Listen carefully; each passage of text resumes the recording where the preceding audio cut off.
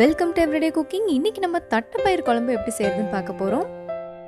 ஒரு கப் அளவுக்கு தட்டைப்பயிரை நான் நைட்டே ஊற போட்டுட்டேன். இது நல்லா ஊறிடுச்சு. இப்போ இதை குக்கருக்கு மாற்றிக்கலாம். இதோட தேவையான அளவு உப்பு சேர்த்துக்கோங்க. நான் பயிர் ஊற வச்ச தண்ணியும் இங்கே சேர்த்துருக்கேன். அதனால் இதோட ஒரு 2 டம்ளர் தண்ணி மட்டும் எக்ஸ்ட்ரா சேர்த்துட்டு ஒரு 3-4 விசில் விட்டு எடுக்கலாம். இதோ தட்டைப்பயிர் நல்லா மசிய வெந்துருச்சு. இப்போ குழம்புக்கு தேவையான தேங்காயை அரைச்சி எடுத்து வச்சுக்கலாம். இதுக்கு ஒரு அரை மூடி தேங்காய் தேவை. தேவையான அளவு தண்ணி விட்டு நல்லா மைய அரைச்சி எடுத்து வச்சுக்கோங்க. இதோ தேங்காயை அரைச்சாச்சு. இது ஒரு பக்கம் இருக்கட்டும். அடுத்ததாக புளி எடுத்துக்கலாம். ஒரு சின்ன எலுமிச்சம்பழம் சைஸ் புளியை 10 நிமிஷம் தண்ணியில் ஊற போட்டு கரைச்சி எடுத்துக்கோங்க. இதோ புளியை கரைச்சாச்சு. அடுத்ததாக நம்ம குழம்பு ஸ்டார்ட் பண்ணிடலாம். கொஞ்சமாக எண்ணெய் பாத்திரத்தில் விடுங்க. இதில் இப்போ 1/2 டீஸ்பூன் வெந்தயம், 1/2 டீஸ்பூன் சோம்பு, 1/2 டீஸ்பூன் சீரகம் சேர்த்துக்கலாம்.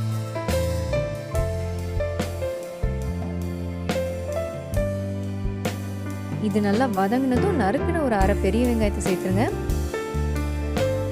இதோட ஒரு 1/4 டீஸ்பூன் பெருங்காயத்தூளும் சேர்த்து வதக்க ஆரம்பிக்கலாம்.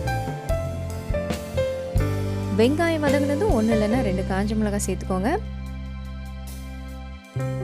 அடுத்ததாக மசாலா பொடிங்கெல்லாம் சேர்க்க ஆரம்பிக்கலாம். 1/4 டீஸ்பூன் மஞ்சள் தூள், 1/2 டீஸ்பூன் மிளகாய் தூள், 1/2 டேபிள் ஸ்பூன் மல்லித்தூள், அதாவது 1/2 பெரிய ஸ்பூன் மல்லித்தூள், ஒரு 1/2 டீஸ்பூன் சீரகத்தூள். இப்போ இதெல்லாம் மசாலா வாசம் போகிற வரைக்கும் நல்லா வதக்கிக்கணும். ஒரு 2-3 நிமிஷம் அதை நல்லா வதக்குனதுக்கு அப்புறமா நறுக்குன ஒரு தக்காளி சேர்த்துக்கோங்க. யூஸ்வலாக தட்டைப்பயிருக்கும் கத்திரிக்காவுக்கும் காம்பினேஷன் செம்மையாக இருக்கும். அதனால் ஒரு 4-5 கத்திரிக்காய் இருந்தால் அதையும் சேர்த்துருங்க. கத்திரிக்காய் நல்லா வதங்கட்டும். கொஞ்சமாக எண்ணெய் வேணும்னா கூட சேர்த்துக்கோங்க. கத்திரிக்காய் நல்லா எண்ணெயில் வதங்குச்சுனாலே குழம்புக்கு ஒரு தனி டேஸ்ட்டே வரும். இப்போ குழம்புக்கு தேவையான உப்பையும் சேர்த்துடலாம்.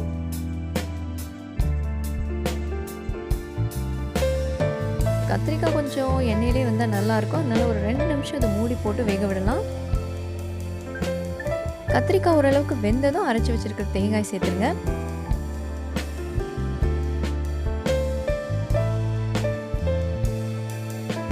இது கொதிக்கிற வரைக்கும் வெயிட் பண்ணலாம். கொதிக்க ஆரம்பிச்சதும் நம்ம புளி தண்ணியை சேர்த்துடலாம். இது நல்லா கொதிச்சிருச்சு. ஒரு தடவை கிளறிட்டு நம்ம கரைச்சி வச்சிருக்கிற புளியை வடிகட்டி சேர்த்துடலாம்.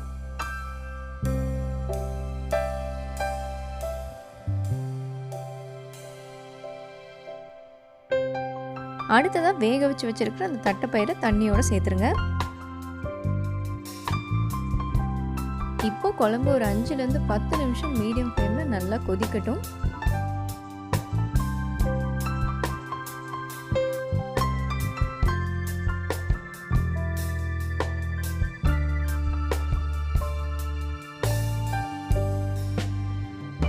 இதோ தட்டைப்பயிறு குழம்பு ரெடி. இதை வேற பாத்திரத்துக்கு மாற்றிட்டு தாளிச்சிடலாம்.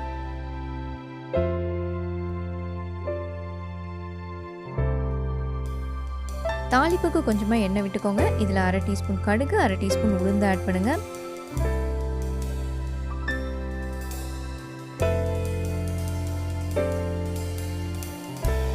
கடுகு வெடிச்சதும் கொஞ்சமாக கருவேப்பிலை சேர்த்துக்கலாம். நீங்கள் ஸ்டவ் ஆஃப் பண்ணிவிட்டு கருவேப்பிலையை வதக்குனீங்கன்னா கூட வதங்கிடும். இதோ நம்மளோட தாளிப்பு ரெடி. இதை குழம்புல சேர்த்துடலாம். ஸோ இதோ நம்மளோட தட்டைப்பயிறு குழம்பு ரெடி. வேறொரு இன்ட்ரெஸ்டிங்கான ரெசிபியோட உங்களை சந்திக்கிறோம். மறக்காமல் எங்கள் சேனலுக்கு சப்ஸ்கிரைப் பண்ணுங்கள்.